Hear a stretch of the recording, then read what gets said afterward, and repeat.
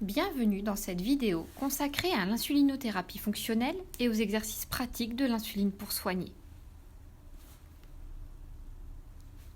Dans le cadre d'une insulinothérapie fonctionnelle et en parallèle du calcul des glucides du repas, le patient va corriger sa glycémie avant le repas pour la ramener dans les objectifs.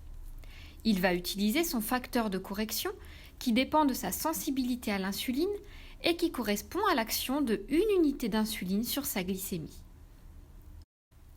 Par exemple, si chez un patient nous avons pu déterminer qu'une unité d'insuline fait baisser la glycémie de 0,4 g par litre et que l'objectif glycémique avant le repas est d'1 g par litre, si sa glycémie de départ est à 1,80 g par litre, alors le patient devra ajouter 2 unités à la dose d'insuline du repas.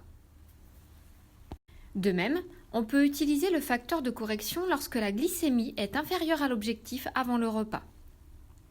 Par exemple, si la glycémie avant le repas est à 0,60 g par litre, il faudra diminuer la dose d'insuline du repas de 1 unité pour la ramener dans l'objectif.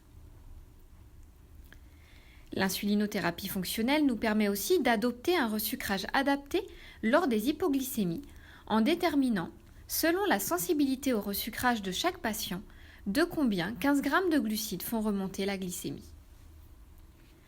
Par exemple, en cas d'hypoglycémie mesurée à 0,50 g par litre, si 15 g de glucides remontent de 0,50 g par litre, il faudra donc prendre 15 g de glucides pour ramener la glycémie dans l'objectif. Il s'agit de choisir des aliments à index glycémique élevé, comme la pâte de fruits, le jus de fruits, le sucre. Pour terminer, retenez que l'insulinothérapie fonctionnelle s'adapte aux différentes situations de la vie quotidienne du patient. Elle tient compte de l'activité physique, des éventuelles maladies, du stress, des repas exceptionnels. Elle offre une plus grande souplesse alimentaire et permet un bon équilibre du diabète si l'hygiène de vie reste adaptée. N'hésitez pas à en parler avec votre diabétologue.